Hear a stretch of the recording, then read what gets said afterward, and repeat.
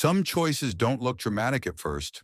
There's no shouting, no big fight, just a quiet moment where you realize something isn't right anymore. Tonight, I'm sharing three long stories about love, about loyalty, and about the moment people finally choose themselves. Listen until the end and ask yourself one question. What would you have done? I'll tell you three stories for now, and you write your opinion in the comments and share it. Story one. I'm 31 years old, and for almost 6 years I waited. I waited for the right moment, for the timing to be perfect, for my girlfriend to finally want the same future I did. We met in our mid-20s. At first, everything felt easy. We laughed a lot. We talked about dreams, marriage, kids, a life together.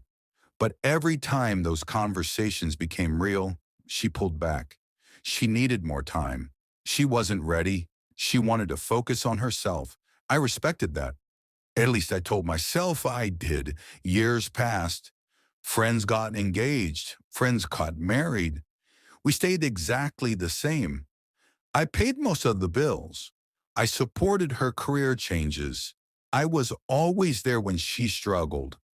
But when I said where we were going, she said I was pressuring her. The moments that changed everything was small, almost nothing. We were at a party. Someone asked how long we'd been together. When I said almost 6 years, they joked about marriage. She laughed and said, "Oh, we're not there yet." Something inside me sank. Later that night, I asked her directly if she saw a future with me. She didn't answer right away. She just said, "I'm comfortable with what we have." Comfortable. I realized then that I wasn't a partner. I was a placeholder. I left a week later, quietly, without a fight. Now she says I blindsided her, that I gave up, that love requires patience. But I spent 6 years waiting, so tell me, am I the asshole for finally leaving?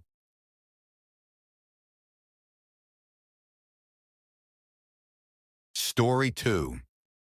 I was my family's backup plan until I needed help. Growing up, I was always the reliable one, the one who didn't cause problems, the one who helped fix them. If my parents needed money, I helped. If my siblings needed advice, I answered. I never kept track.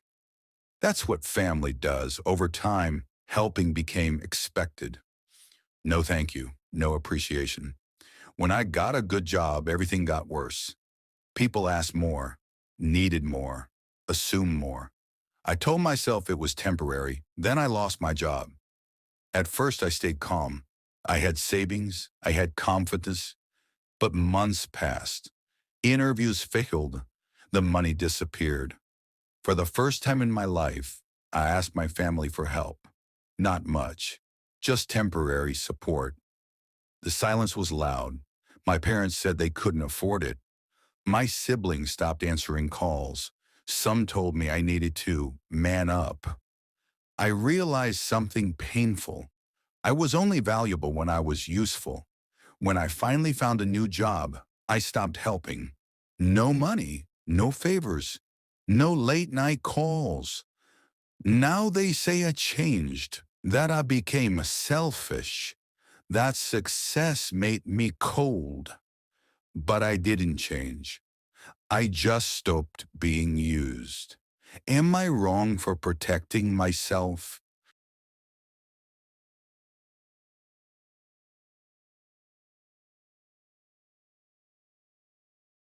Story three. AITA for walking away from someone I loved like family? I considered him my brother, not by blood, by choice. We met in college. We grew up together, supported each other through breakups, failures, and bad decisions. I trusted him completely. After I got married, things slowly changed. At first, it was jokes. Small comments about my wife, I laughed them off. Didn't want drama, but the jokes became sharper, more personal. I asked him privately to stop. He said I was being sensitive. One night in front of friends, he crossed a line, a comment that made the room uncomfortable. I looked around. No one said anything. That's when I realized respect isn't always loud. Sometimes it's what people don't say. I stopped answering his messages. Didn't argue, didn't explain. Now people say I threw away a decade-long friendship, that I should have forgiven him. But some moments change how you see someone forever. Was I wrong to walk away?